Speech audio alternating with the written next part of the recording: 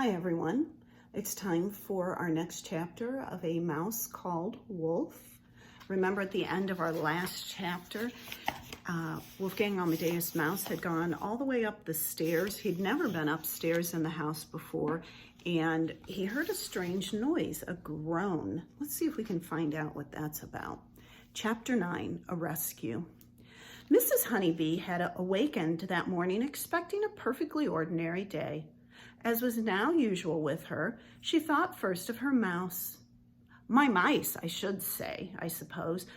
But of course, the mother is just an average mouse, she said, whereas my little mouse is the 8th wonder of the world. How beautifully he sings, and how well we communicate now. I teach, he learns, and so quickly, too. What a pity it is that humans and animals can't communicate directly by speech. I could say, I'm Jane Honeybee, and he would reply, and I'm whatever it is. I really ought to give him a name. And I'd say, what kind of song would you like me to teach you today? And he might say, oh, something cheery, because it's a lovely day. And then I might play, Oh, What a Beautiful Morning, from the musical Oklahoma. Mrs. Honeybee got out of bed and washed and dressed, went downstairs, made herself some breakfast, and fed the cat. Later that morning, after she had puttered around the garden for a while and was thinking about going to the living room to put out a chocolate for the morning plane, she suddenly remembered that she'd forgotten to make her bed.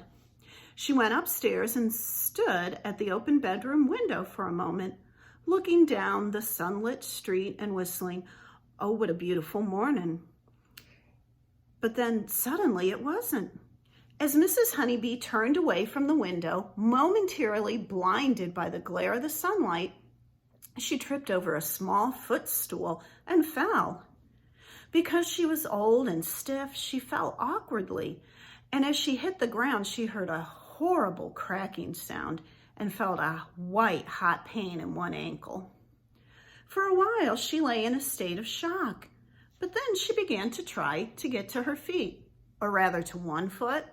The other, she realized, could not possibly have any weight put on it. But she was quite shaky, and her efforts were in vain. Oh dear, Jane Honeybee, she gasped as she lay on her bedroom floor. What in the world's to become of you? And half fainting, because the pain was so sharp, she gave a groan. Wolf, running into the bedroom at the sound, was mystified. Why was the lady lying on the floor with her eyes closed? And that groan had been a most unhappy noise. I must try to brighten her up, he thought. And in the most cheerful voice he could manage, he began to sing his version of the words to Come on, everyone, sing and dance and run, making friends and having a lot of fun. Mrs. Honeybee opened her eyes. Oh, Mouse, she said, you certainly are a good pal. You must have been wondering where I'd gone. You haven't had your morning chocolate, and I was going to teach you a new song, too. Oh, dear. If only you could understand me. I'd ask you to go downstairs and pick up the phone and dial 911. And when they ask, what is wrong? You could answer, Mrs. Honeybee needs an ambulance. I need help, Mouse, I need help. Wolf, of course, could not understand a word of this, but some instinct told him that the lady was in trouble. I can't do anything, he thought.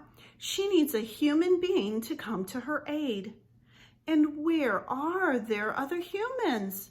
Out on the street. He ran across the room and climbed up the curtains and onto the windowsill. Mrs. Honeybee's house was on a quiet, tree-lined street where many people were not usually about.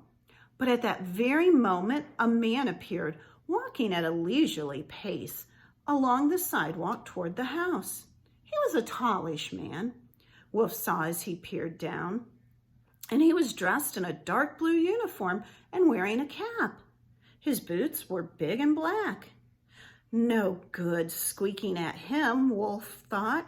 I must sing as loudly as I can to attract his attention. What shall I sing? Quickly, he thought about some new songs that he had learned. Mrs. Honeybee's taste in music was broad, and by chance, she had recently taught Wolf an old Beatles song. At the top of his voice, Wolf began to sing, "Help!" At the sound of that voice, so high, so pure, so true, the policeman stopped on his patrol and looked up at the bedroom window. Not only was he the local community policeman, but he also sang in the police choir. And what's more, he was friendly with old Mrs. Honeybee, knowing her one-time reputation as a concert pianist. Sometimes, as he walked along the street, he had heard her singing as she played. But this was not her voice. This was in a far higher register. In fact, it was the voice of a coloratura soprano. The policeman squinted upward, but he could see nothing, for Wolf was hidden from his gaze by the ivy that covered the house.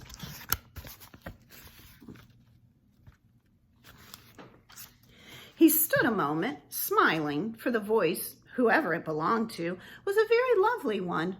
Must be a recording she's playing, he thought as the song ended.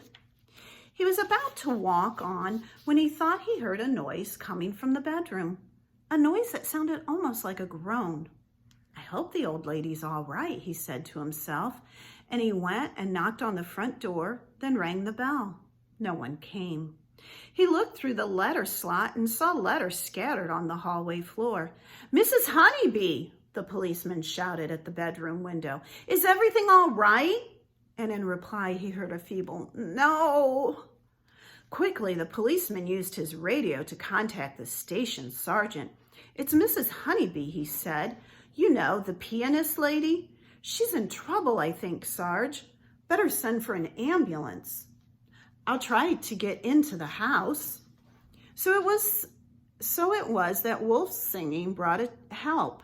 The policeman borrowed a ladder from a neighbor and climbed up and through the window of the bedroom to comfort Mrs. Honeybee and then to let the paramedics in when they arrived. Wolf, hiding behind the curtains, watched as very carefully the paramedics lifted the lady onto a stretcher. "The cat," she said as they loaded her into the ambulance. "Who will feed the cat?" "Don't worry, Mrs. H," said the policeman. "I'll go right now and ask the next door neighbors to do it." And off he went. "But what about my mice?" said Mrs. Honeybee. "Who'll give them their chocolate candy?"